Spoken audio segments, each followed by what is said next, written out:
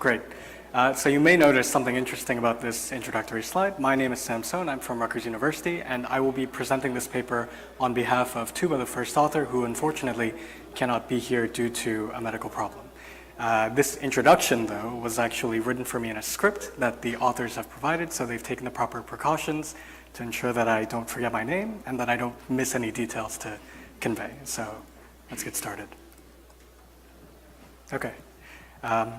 Word clouds appeal to people of all ages and occupations.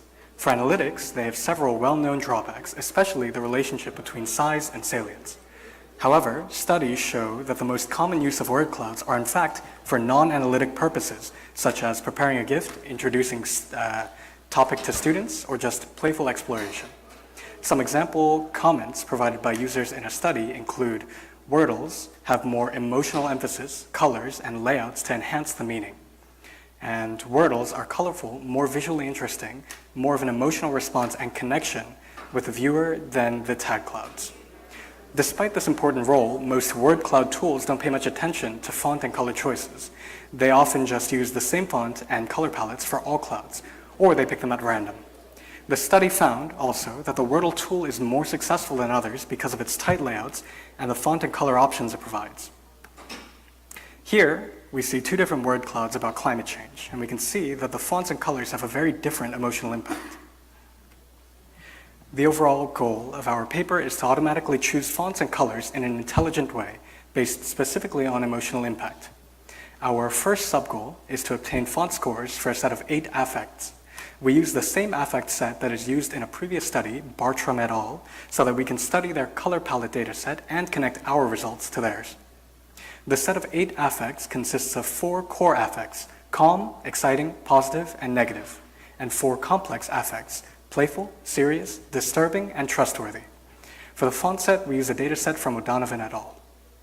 Our second subgoal is to understand the impact of fonts and color palettes on word clouds by conducting user studies. In the images on this slide, we can see sample word clouds that are found to be congruent for each affect. For example, under calm, we have both font and color choices that users consider to be calm. These are quite different from the ones for exciting. Our first sub-goal is to obtain font affect scores for the 8 affects. We rely on several different methods for this. The seed dataset that we use provides human ratings for different attributes on a small set of fonts. Most of these attributes are visual in nature, for example, thin and round, but fortunately, this dataset provides ratings for playful and calm, so we directly incorporate this data. Then, for the positive attribute, we cluster the attributes in the dataset and obtain 2 clusters for positive attributes.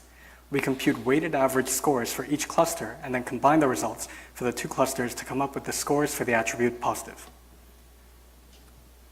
For serious, exciting, and negative, we use opposite values of the corresponding antonyms. That is, we simply take 1 minus the value of the antonym attribute because their scores are between 0 and 1. The fonts in these images represent the top 5 suggested fonts for each affect. Finally, for trustworthy and disturbing, we use the averages for the underlying affects as suggested by the pleasure, arousal, and dominance emotional state model. To evaluate the results, we conducted a within subject user study on Amazon Mechanical Turk, where we hired 40 participants, all from the US.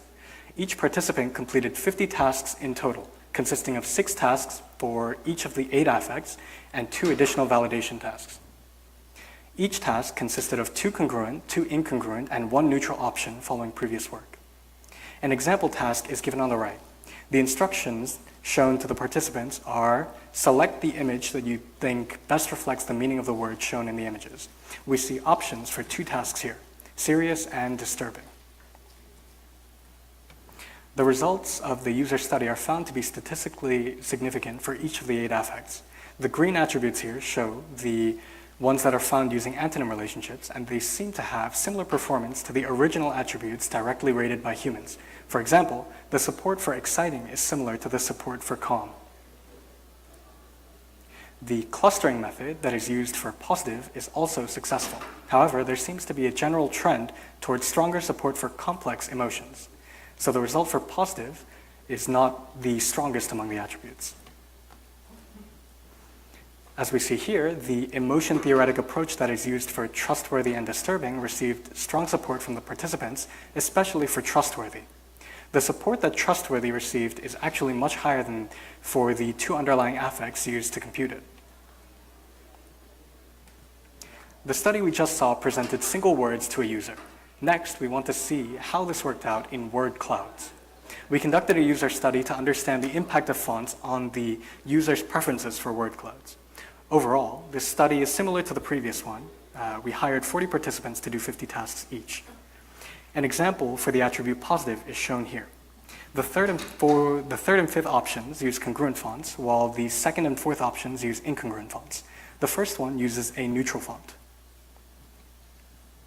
The results for all affects are found to be statistically significant, and the results are fairly consistent with those from the first study. Both studies show strong support for congruency with serious and trustworthy. We again notice that the congruent font options are more frequently preferred for complex affects compared to core affects. Interestingly, disturbing received higher scores in this experiment compared to the first study.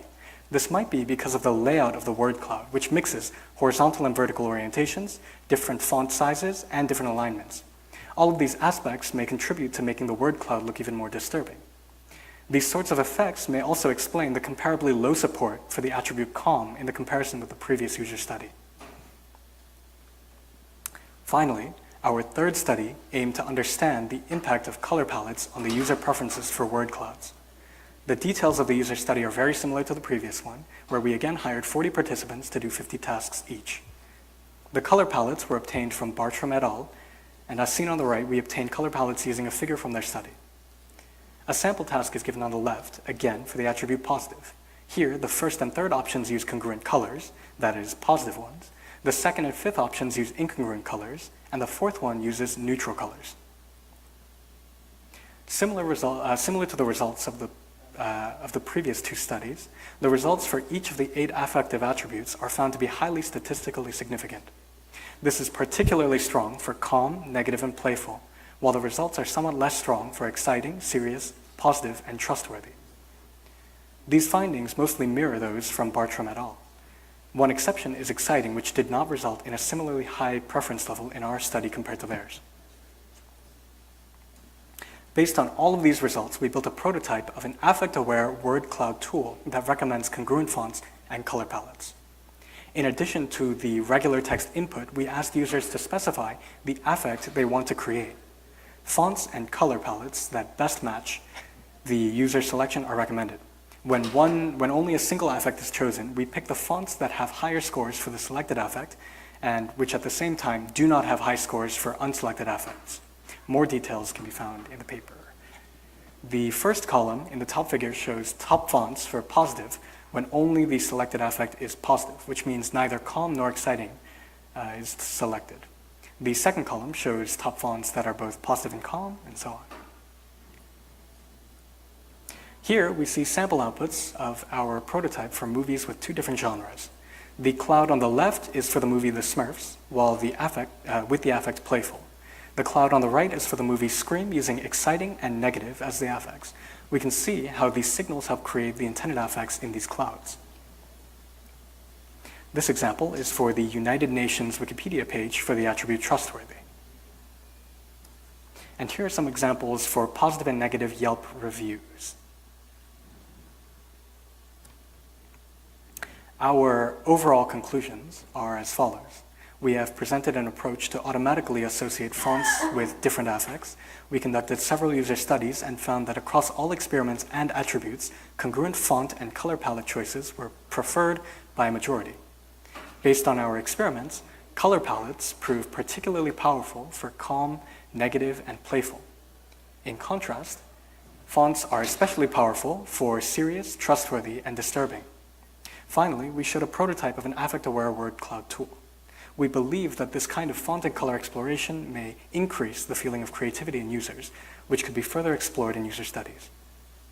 Another aspect that we have left for future work is to explore and incorporate regional and culturally specific font and color palette preferences.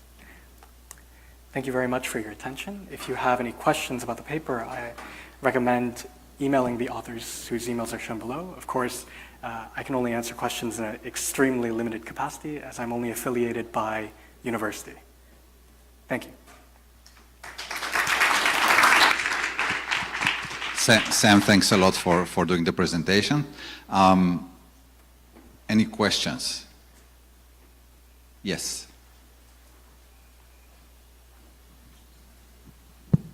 So I was, hi, thank you for the wonderful presentation. My question is, do you observe any differences across users in how they're associating colors with, say, emotions? And like demographics or age, gender, do these actually factor in when they're deciding what sort of colors are associated with the emotions?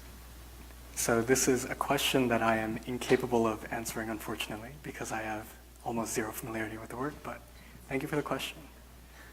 I'm sorry, but I'm really sorry I can't answer this for you. Hey, here's Katrina Frieson from University of Ingolstadt. Thank you for your presentation. I have a question. Did also experts, so UI designers, evaluate the results? So was it coherent with their opinion about the fonts and the colors? To my understanding, I cannot also answer this question. Once again, I am sorry. Okay, let's try to have an easy question, okay? Excellent. Oh, yeah, there's one. Okay. Thanks for the presentation. So do you have any information on who chose the colors, the options that were given to the users? The color palettes that were chosen were from a previous paper, and they were chosen directly from that paper. And do you know if the users could like select other color palette or something like that? I do not know. Okay. Thank you. Okay.